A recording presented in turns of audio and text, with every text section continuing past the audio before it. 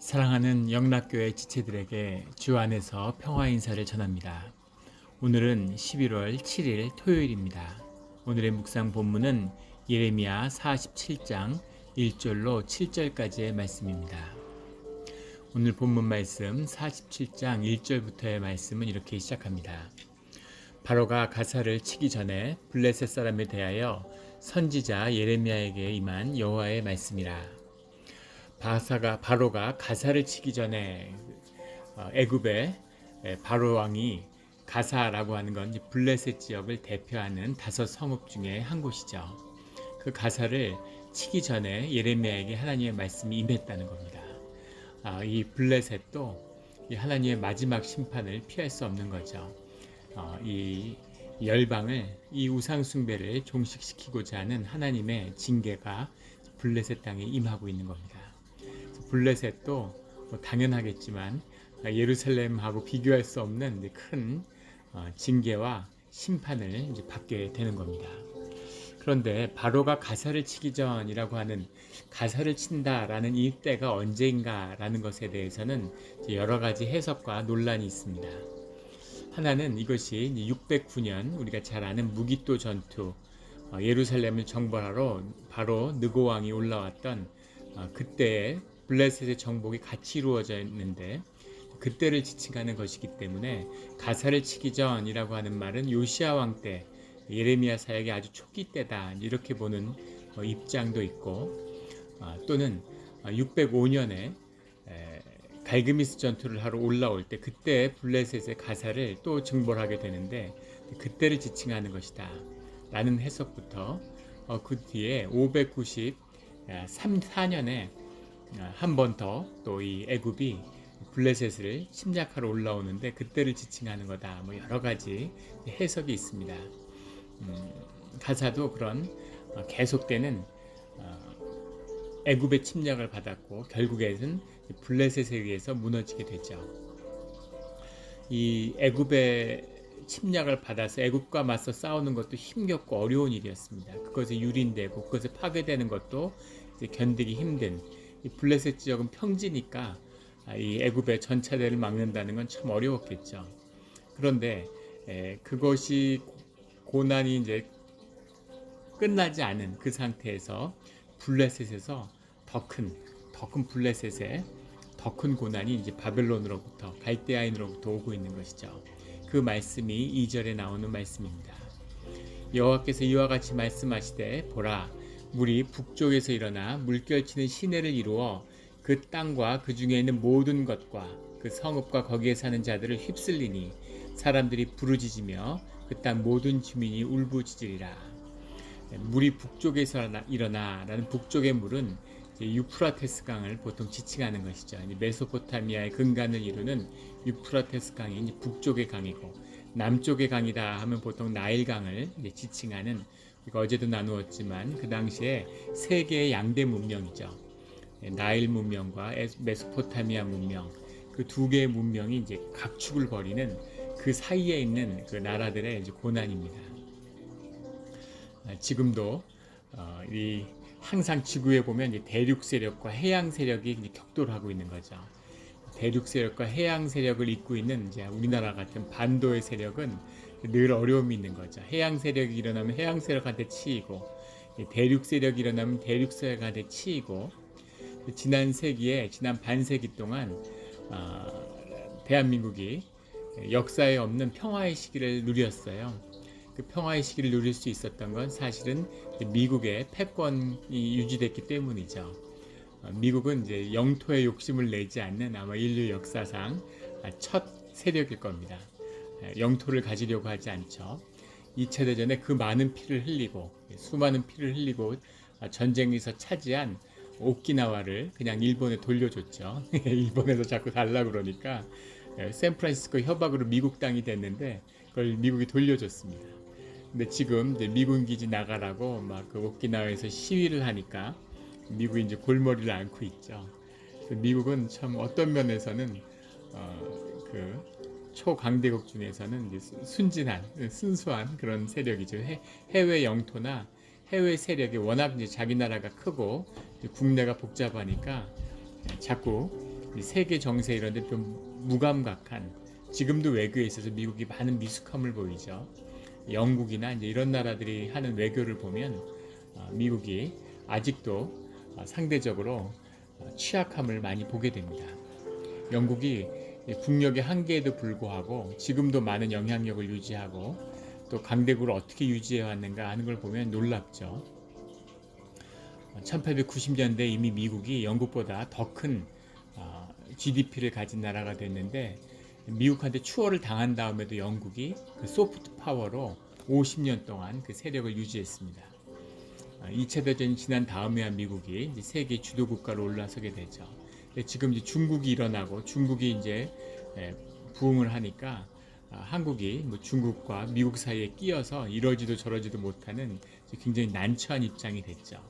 이 당시에 팔레스타인에 있는 모든 나라들이, 국가들이 모두 다 애굽과 바벨론의 틈바구니에서 어려움을 겪고 있는, 새롭게 신흥으로 떠오르고 있는 바벨론과 기존의 이제 강자인 패권 국가인 애굽 사이에서 모두 어려움을 겪고 있는 겁니다. 그래서 이제 바벨론에 붙으려고 하면 애굽의 징계를 받고, 애굽에 붙으면 바벨론의 징계를 받는 이런 어려움 속에 있는 거죠. 그래서 지금 애굽한테 시달렸는데 다시 바벨론에게 또 침략을 받는, 유프라테스 강이 마치 물이 이렇게 홍수가 나는 것처럼 그렇게 모든 성읍들을 휩쓸 것이다, 이렇게 말씀하고 계시는 거죠. 이 말씀이 선포되는 때는 아직 바벨론이 그렇게 큰 세력을 이룰 때는 아닙니다. 우리가 지켜보는 것처럼 하나님의 말씀이, 하나님의 역사의 그 섭리가 바벨론을 일으킨 것이기 때문에 결국은 바벨론이 애굽을 꺾고 모두 패권이 된다, 패권 국가가 된다, 이런 얘기죠.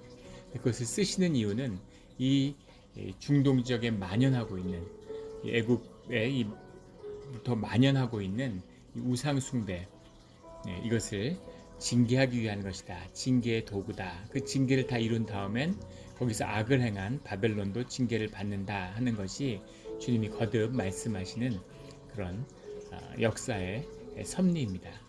47장부터 시작해서 이제 각 민족들이 어떤 일들을 당하게 되는지, 구약 전체에 그 계속해서 이스라엘과 이제 각축하던 그런 이방들, 열방들이 어떤 그 마지막을 맞게 되는지, 그 모든 민족과 나라들의 멸망의 이야기죠. 오늘의 말씀은 블레셋의 멸망입니다. 사실 블레셋은 유다와 이스라엘 민족을 가장 힘들게 했던 민족이죠. 최대의 라이벌이고 가장 많은 핍박을 가했던, 사실 이 블레셋의 영향력 아래에 있던 시기가 블레셋의 영향력을 행사했던 시기보다 훨씬 긴 나라입니다. 마치 한국과 일본의 관계에 비슷하게 끊임없이 시달렸던 그런 블레셋이죠. 근데 그 블레셋도 그 마지막을 맞이하고 있는 겁니다. 3절에 보면 군마의 말굽소리와 달리는 병거 바퀴가 진동하는 소리 때문에 아버지의 손맥이 풀려서 자기의 자녀를 돌보지 못하리니, 군마의 말굽소리와 병거의 바퀴가 몰려오는 소리가 들린다는 거죠. 피난을 가는데 그 피난하는 게 너무 지치고 그 뒤에 군대에 쫓기고 있으니까 그 쫓긴다는 심리적 압박도 힘든 거죠. 그리고 어떻게든 도망가야 된다는 그것이 너무 힘들어서 아버지가 자녀를 돌보지 못하는 그런 일들이 벌어진다는 겁니다. 6.25 때 피난 갈 때 이런 때 자식을 잃어버리고 자식들을 챙겨야 되는데 부모가 힘들고 뭐 난리통이고, 그러니까 자녀를 잃어버린 이야기들, 뭐 그런 가슴 아픈 이야기들 많죠. 그런 것처럼 그 피난의 행렬 속에서 부모가 자녀를 놓치는, 자녀를 돌보지 못하는, 마음은 정말 돌보고 싶은데 너무 지치고 힘들고 어려운 상황이니까 그걸 돌볼 에너지가 없는 거죠. 그런 상황으로 몰리게 될 것이다 라는 주님의 말씀입니다. 4절에 이는 블레셋 사람을 유린하시며 두로와 시돈에 남아있는 바 도와줄 자를 다 끊어버리시는 날이 올 것임이라. 두로와 시돈은 해양 국가죠. 페니키아 문명이라고 하는 해양의 도시 국가지만 굉장한 부를 자랑하는 그런 나라입니다. 그런 나라가 이제 블레셋과 연관되어 있는 거죠. 블레셋과 두로와 시돈은 사실은 민족적으로 같은 민족이었을 것이다 라는 추측이 많습니다. 이 크레타를 중심으로 해서 시작된 페니키아 문명에 속한다라고 보는 사람도 있고, 또 블레셋은 그다음 시피플이라고 불리는 정확한 기록이 없기 때문에 어떻게 시작돼서 어떻게 왔는지는 알 수 없지만 지중해에서 퍼져서 이 근 중동 지역 소아시아로 퍼져나갔던 블레셋은 시피플이고 드로아 시도는 이제 그런 크레타 문명의 뿌리를 내리는 전혀 좀 다른 문명이다. 뭐 이렇게 보는 시각도 있는데 뭐 정확히 무엇인지는 알기 어렵지만 민족적으로 깊은 유대감이 있었을 것이다라는 건 기록을 통해서도 역사를 통해서도 많이 남아 있죠. 같은 민족이었을 거라고 말도 같이 공유했을 것이다. 이제 이렇게 보는 시각도 많이 있습니다. 그런데 블레셋과 두로와 시돈이 연결되어 있었던 건 분명하고 블레셋이 망하고 이 소아시아가 점령된 다음에 가장 바벨론에게 마지막으로 무너진 게 두로와 시돈입니다. 584년에 무너지게 되죠. 예루살렘이 멸망한 다음에도 두로와 시돈은 더 저항을 했죠. 해양 문명이고 바다의 뿌리를 내리고 있으니까 대륙 문명에 맞서서 더 오래 저항할 수 있었던 것이죠. 두로와 시돈이 블레셋을 계속 후원하는데 블레셋이 무너지면 그 다음엔 자기들 차례니까 이제 도와주는 걸 공조를 하는 거죠.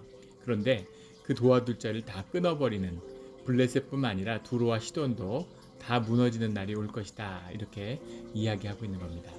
이 시대의 전쟁이라고 하는 건 농민들을 뭐 건드리고 그 나라를 파괴하고 이런 그런 현대의 전쟁이 아니죠.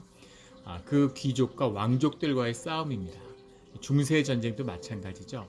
그 성을 무너뜨리고 그 중세의 기사들과 영주를 무너뜨리는 것이지 일반 백성은 공격하지 않아요. 왜냐하면 일반 백성을 공격하면 나중에 그 땅을 차지하고 거기서 다시 공출을 얻어야 되니까 이제 그 백성들을 공격하지 않는 거죠. 일본의 중세 뭐 전국시대 이런 것도 마찬가지죠. 관전이라는 말이 관전평 이런 말이 일본에서 나온 말인데 전쟁을 구경하는 거예요. 영주끼리 전쟁을 붙으면 농민들이 도시락을 싸고 가가지고 농 한기에 농사가 바쁠 땐 전쟁을 안 하죠. 겨울에 하는 겁니다.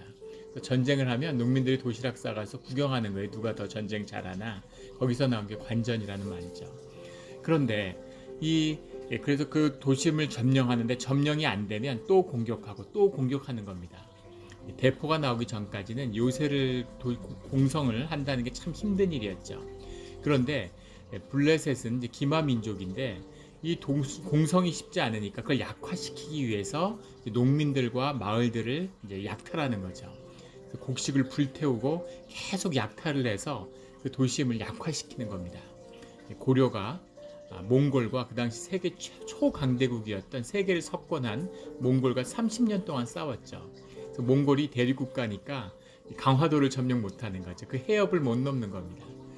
그러니까 계속 전부 다 도시를 초토화시키고 그 식량들이 강화도로 못 가도록 다 불태우고 그러니까 이 일반 서민들은 말로 할 수 없는 백성들은 이제 고초를 겪었겠죠. 그래서 블레셋을 침략하고 또 침략하고 또 침략하는 것입니다. 애굽에 계속 시달렸는데 이번엔 바벨론한테 시달리니까 그 고초라고 하는 건 수십 년, 한 세대가 넘게 계속된 이 고초라는 건 상상할 수 없는 것이었죠. 이 고초가 끝이 나는 날이 온다. 두로와 시돈도 끝나고 블레셋을 도와줄 죄가 없기 때문에 블레셋의 끝이다. 환난이 오면 아수르 시대도 견뎠는데 우리가 지나가면 또 살 길이 열리겠지. 그런데 주님의 말씀, 예레미야를 통한 말씀은 이번은 끝이다라는 말씀이죠. 분명한 마지막 하나님의 심판의 때며 열방을 징계하는 때다. 이렇게 말씀이 선포되고 있는 겁니다. 여호와께서 갑돌섬에 남아있는 블레셋 사람을 유린하시리라. 갑돌섬이라는 건 크레타 섬을 지칭하는 것으로 보입니다. 크레타에서 시작된 거니까. 그런데 크레타 섬조차도 결국은 점령되게 된다. 이 말씀도 모두 당연하겠지만 주 안에서 역사적으로 다 성취되었습니다. 5절에 가사는 대머리가 되었고 라고 나오는데 대머리가 되었다는 게 도대체 왜 이렇게 해석을 했을까? 카라크 이런 말인데 대머리가 됐다. 카라크 바 이런 말입니다. 대머리가 온다 이런 뜻인데 이게 무슨 말일까? 가사는 대머리가 되었다. 여러 가지 해석이 있는데 하나는 깊은 슬픔으로 머리를 깎았다는 겁니다. 너무 깊은 슬픔이 있을 때 이제 머리를 밀죠. 감당할 수 없는 고통이 있을 때 머리를 밉니다. 참 신기한데 불교에서도 그렇게 이야기하죠. 모든 사람의 기억은 머리에 저장된다. 이렇게 믿는 거죠. 그래서 머리라는 것이 실제로 무슨 메모리가 있어서 기억한다라는 의미보다는 상징적인 의미죠. 머리라는 것이 자라니까 우리 몸에서 계속 자라는 게 머리죠. 그래서 우리의 삶에 대한 기억이 머리와 함께한다. 우리의 그 삶을 상징하는 것이 머리죠. 그래서 머리를 민다는 건 우리의 기억, 우리의 경험을 지운다는 뜻이 있습니다. 그래서 불교에서 출가를 할 때 머리를 밀죠. 근데 이 시대에 이 근동 아시아에도 그런 문명이 있었던 겁니다. 이 중동 지역에도 너무 슬프고 감당할 수 없을 때 머리를 미는 거죠. 그 여성이 이제 긴 생머리였는데 머리를 잘랐다 이러면은 뭔가 심경에 큰 변화가 있는 거죠. 내가 뭔가 새로운 삶을 시작하고 싶어. 뭔가 이거를 바꾸고 싶어, 내 생활을. 이럴 때 머리를 밀죠. 남자도 마찬가지. 헤어스타일을 바꾸는 건 뭔가 삶의 변화를 주겠다는 얘기인데, 삶이 너무 힘들고 고통스러울 때 머리를 미는 것이 사람에게 있는 겁니다. 그런데 이 머리를 이제 민다는 것, 이것이 깊은 슬픔을 나타낸다. 이런 뜻도 있고, 또 머리에다가 상처를 내는 그런 풍습이 있었다는 해석도 있습니다. 자기를 학대하는, 그것도 역시 이제 깊은 슬픔과 상처를 의미하는 것이죠. 그런 의미가 있고, 또 하나는 이것이 종교적인 의식이었다는 이야기가 있어요. 우상 숭배를 하는데 이제 그런 우상 앞에 나아갈 때, 그 신상 앞에 나아갈 때 종교 행위로서 블레셋 사람들이 머리를 밀었다는 기록이 있습니다. 그래서 위기가 닥치고 이런 큰 침략을 받고 어려움이 닥치니까 그 어려움을 당연히 이제 신에게 의지해서 벗어나려는 게 인간의 자연스러운 본성이죠. 그러다 보니까 우상 숭배가 더 강화되어서 그래서 모두 다 머리를 미는, 사람들이 살아남고자 머리를 미는 그것이 이제 블레셋에 유행했다. 이제 이런 해석도 있습니다. 아무튼 무엇이든 간에 어려움과 그 힘든 일들이 이 블레셋 지역을 이제 휩쓸고 있다. 이렇게 볼 수 있겠죠. 아스클론과 그들에게 남아있는 평지가 잠잠하게 되었나니. 그래서 평지가 잠잠하게 되었다는 게 무슨 말일까? 쉐 에리트 임캄 이런 말인데, 임캄이 평지죠. 계곡이라고 해석할 수도 있습니다. 계곡이 평평해졌다라고 볼 수도 있고, 계곡에 힘이 없어지며 라고 해석할 수도 있습니다. 잠잠한다는 게. 또는 평지에 남아있는 힘없는 자들이여 라고 해석할 수도 있죠. 다양한 해석이 가능합니다. 그런데 그 뒤에 있는 말, 내가 내 몸 베기를 어느 때까지 하겠느냐. 그래서 내가 내 몸 베기를 어느 때까지 하겠느냐. 이게 무슨 말일까? 이상하게 해석이 됐는데, 몸을 벤다라는 게 가다드라는 말인데, 잘라낸다, 이런 cut out, 잘라낸다 이런 뜻도 되겠지만, assemble, 사람을 모은다, 징집한다는 뜻도 됩니다. 그래서 앞뒷말을 이어보면, 평지에 힘없는 자들, 너희 땅에 이미 힘이 없어진 자들아, 언제까지 더 군대를 모으겠느냐, 언제까지 징집을 하겠느냐, 이렇게 해석하는 게 가장 설득력 있는 해석이 아닐까 싶습니다. 무슨 말이냐면, 계속해서 전쟁을 겪고 있는데 너희가 언제까지 군대를 모아서 싸울 수 있을 것 같으냐, 이런 말씀인 거죠. 너희가 그렇게 많은 청년들이 전쟁에서 죽었는데 아직도 징집할 그런 군대가 너희 나의 땅에 남아 있느냐, 이런 얘기죠. 이 당시의 전쟁이라는 건 어마어마한 거죠. 1차 세계대전에서 가장 끔찍한 전투였던 서부전선의 솜전투라는 전투가 있죠. 그 솜전투에서 하루 만에, 전쟁 개시 1시간 만에 25,000명의 영국 청년이 죽었습니다. 영불 연합군과 이제 독일이 붙은 거죠. 두 나라가 한 달 동안 격돌을 했는데 70만 명의 그 영국과 프랑스 청년과 60만 명의 독일 청년, 130만 명의 청년이 한 달 동안 전쟁터에서 죽었어요. 그게 불과 100년 전의 이야기입니다. 상상이 되세요? 우리가 월남전에서 미국 군사가 한국 전쟁에서 5만 명씩 죽었죠. 그런 전쟁을 감내했습니다. 지금은 전쟁에서 5천 명도 죽는 걸 감내 못하죠. 소말리아 내전에 미군이 개입했다가 미군들이 이제 몇 명이 죽으니까, 죽은 미군들을 그 반군들이 길에 끌고 다니니까 여론이 악화되니까 군대를 뺐죠. 그래서 지금도 미국이 아프가니스탄이나 그 이라크에서 전쟁을 하는데 민간 전쟁 기업, 그 예비역 군인들을 모아서 전쟁을 대신해주는 용병 회사죠. 블랙워터 뭐 이런 회사들이 큰 문제가 되고 화제가 되고 그랬는데, 그런 전쟁하는 회사한테 주요 작전을 맡기고 미군들이 징집병들임에도 불구하고 군인들이 죽으면 그걸 감당을 못하는 거죠. 이 거대 국가가, 세계를 움직이는 국가가 지상전에 개입하는 걸 꺼립니다. 지금은 몇천 명이 아니라 몇백 명이 죽는 것도 미국이 아마 감당하기 어려울 거예요. 그런데 100년 전만 해도 전쟁에서 50만, 100만이 죽는 전쟁을 벌였습니다. 100년 전 이야기죠. 그런데 이 시대, 2500년 전은 어땠겠습니까? 사람이 소나 돼지보다 가치가 없던 시대예요. 사람이 죽는 건 눈도 깜짝 안 하는 거죠. 얼마나 처참한 전쟁을 했을지 한번 생각해 보십시오. 온 인구가 멸절되고 모든 남자, 어차피 전쟁에 지면 남자는 노예가 되거나 다 죽는, 여자와 아이는 노예가 되고 남자는 다 죽는 겁니다. 이런 전쟁을 하니까 죽기 살기로 끝까지 싸우는 거죠. 그런데 너희 간에 남아있는 병사가 있느냐? 언제까지 더 전쟁을 해서 너희가 살아남을 수 있을 것 같으냐? 이것이 블레셋에 임하는 운명이다 라고 그렇게 선포되고 있는 것입니다. 최후의 싸움인 거죠. 6절에 오호라 여호와의 칼이여 내가 언제까지 쉬지 않겠느냐? 내 칼집에 들어가서 가만히 쉴지어다. 이것은 이제 예레미야의 선포죠. 노래와 같이 노래하는 겁니다. 여호와의 칼이여 언제까지 쉬지 않고 이렇게까지 징벌과 징계를 계속하겠습니까? 이제 좀 쉬시죠. 이제 좀 쉬면 어떻겠습니까? 라는 그런 질문이고 호소입니다. 그런데 거기에 대한 대꾸가 7절에 이어지는 거죠.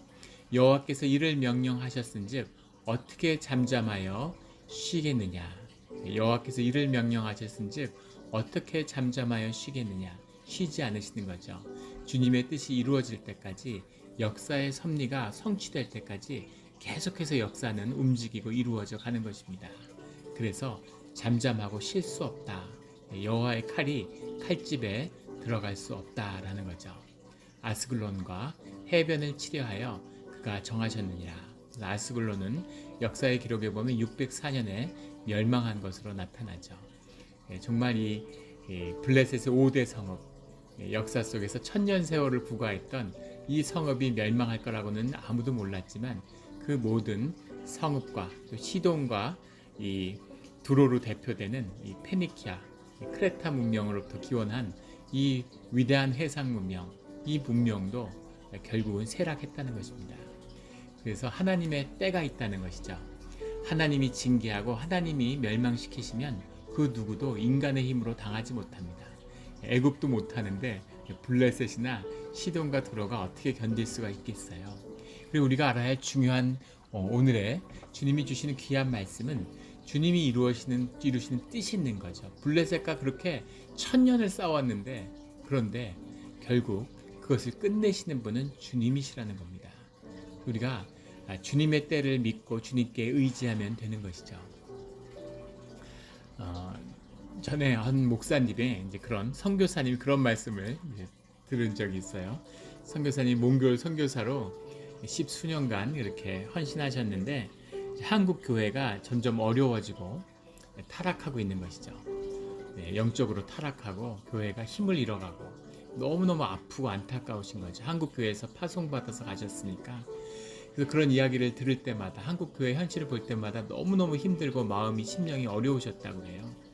한국을 방문하셨는데 그런 기도원에 가서 금식 기도를 드리셨대요. 하나님한테 정말 처절한 기도를 드리는 거죠. 하나님, 언제까지 참으시겠습니까? 언제까지 한국 교회를 이대로 두시겠습니까? 주님 어떻게 하시려고 그럽니까? 하나님께 간구하는 기도를 드렸는데 한 3주 정도 이렇게 금식을 하고 기도를 하는데 주님의 음성이 10년 가운데 이제 울렸다는 거죠. 임한 겁니다. 하나님의 이 말씀이 임했는데 하나님이 너나 잘하라는 그런 말씀을 주셨다는 거예요. 그래서 너나 잘하라고. 근데 그 말씀이 정말 주님의 말씀이게, 그 말씀이 임하는 순간 심령이 완전히 풀려지고 마음에 평화가 임하고 기쁨이 임해서 주님이 알아서 하시겠구나. 주님의 것이니까 망하게 하든 흥하게 하든 돌이키시든 주님이 하실 일이지 내가 왜 거기에 들러붙어서 이렇게 힘들어할 필요가 뭐가 있나 이러고 너무너무 마음이 자유로워지고 기쁨이 있고 평화가 있어서 다시 몽골로 돌아가게 되셨다. 그런 말씀을 들었습니다. 이것이 하나님의 섭리와 역사를 접하는 우리의 마음인 거죠. 우리가 세상에 중보를 하고 세상을 위해서 기도하는 건 당연하죠. 우리가 사는 세상이고 주님의 하늘의 뜻이 땅에 이루어지게 해달라고 세월을 아껴달라고 기도하는 건 당연한 것입니다. 그런데 우리가 잊지 말아야 할 건 그 기도의 제목이 이루어지지 않았다고 해서 그것이 우리의 삶 가운데서 성취되는 걸 지금 보지 못했다고 해서 속상해하거나 그걸로 너무 애통해하거나 마음이 상하거나 이랬다고 한다면 무언가 길을 잃은 겁니다. 세상의 일을 보면서 뭐 선거 때가 돼서 막 그것 때문에 막 힘들어하고 고통받고 이런 분들이 계세요. 그것은 뭔가 길을 잃은 겁니다. 그럴 이유가 하나도 없죠. 세상의 현상이라는 건 계속해서 변해가는 것이에요. 일어났다가 무너졌다가 세워졌다가 썩었다가 심어졌다가 뽑혔다가 하는 것입니다. 그 모든 것을 주관하시는 분은 주님이에요. 눈에 보이는 것이 무엇이든 간에 그 가운데서 행하시는 주님의 실제의 역사, 구속의 역사, 구원의 역사가 이루어져 가는 것입니다. 모든 것이 협력해서 선을 이루어 가시는 거죠. 그래서 우리가 그것을 보고 일희일비할 필요가 없습니다. 세상에 마음을 두는 것이 아닌지 자기 자신을 돌아봐야 할 그런 때인 것이죠. 오늘 하루 가운데 늘 주님의 뜻을 구하고 그 뜻이 무엇인지를 미리 보며 기뻐하는 우리의 삶의 자리가 되기를 예수 그리스도 이름으로 축원합니다. 아멘.